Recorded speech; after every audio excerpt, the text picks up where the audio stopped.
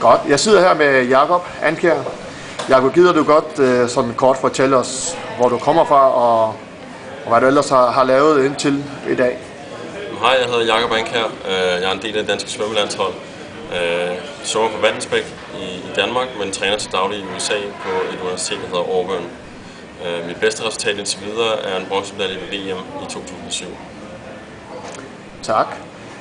Jakob, du, som du siger, du træner i Auburn, og I har lige haft et rigtig fedt og godt stævne over i USA. Ja. Kan du lige forklare lidt om det, og hvordan det gik? Det er det største, et rigtig stort stævne. Der er rigtig meget prestige i det i USA. Det er de amerikanske universitetsmesterskaber, hvor der er rigtig, rigtig højt niveau, og der er mange internationale verdensstjerner, OL-medaljer, og en gang imellem er der et par verdensrekordholder også. Så det er et stævne med rigtig, rigtig højt niveau, og mit universitetshold var så heldige og dygtige, at vi vandt igen i år. Jamen først tillykke med det, Jakob. Jo, tak. Du kommer så herover til DM, som jo foregår på langbane, og vi retter næsten frem mod VM i Rom, som foregår på langbane, og du har så med kortbane her nu, eller yards. Ja. Hvordan føles det? Altså, du havde jo et kæmpe løb i går, altså stationsmæssigt i vores øjne, men du er jo langt fra tilfreds. Ja, altså de sidste par måneder har mit hold rettet fokus mod de amerikanske universitetsmesterskaber, hvilket svømmes på 25 yards bassin. Så det er klart at komme fra 25 yards bassin og lige pludselig kunne svømme 50 meter ad gangen, før der er en vending. Det er en stor omvæltning, altså det er mere end dobbelt så langt, og det har en negativ effekt i at man ikke, altså for mit vedkommende personligt, at jeg ikke kan holde min teknik hele vejen. Fordi man er vant til at have den der pause, hvor teknikken bliver brugt, og man lige får en ekstra lille splitsekundets pause.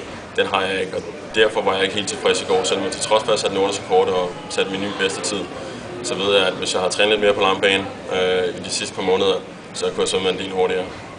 Det er jo det. Altså, du vinder VM bronze i 2007 i Melbourne i 50 fly.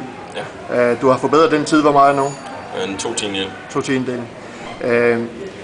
Hvis vi så tænker på, at nu ved du, vi har en på Færøerne, der hedder Paul Johansen, ja. Og han træner kun på 25 meter bane. Altså, tror du, at han vil have gavn af en langbane?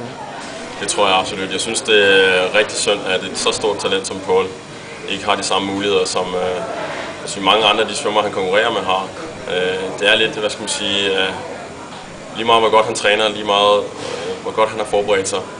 Så vil jeg i hvert fald, hvis jeg var Paul, så vil jeg føle, at jeg kunne have været bedre.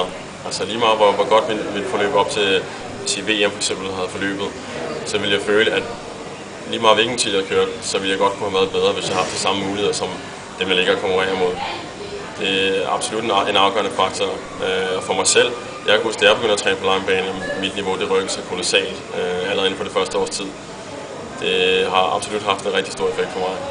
Ja, så din baggrund i, altså du kommer fra VAT, hvis du lige forklarer kort, hvordan har træningen været i dine ungdomsår? Altså? Den har været på kortbanemeter hele tiden, det vil sige 25 meter bassin, ja. Indtil jeg var 18 år, hvor jeg flyttede på Dansk Svømmeunions Elitecenter, hvor vi så havde næsten udelukkende langbanetræningsplads, altså på 50 meter bassin. Jeg rykkede mig kolossalt i den periode. Jakob, jeg siger mange tak, og held og lykke og med VM i Rom. Jo, tak.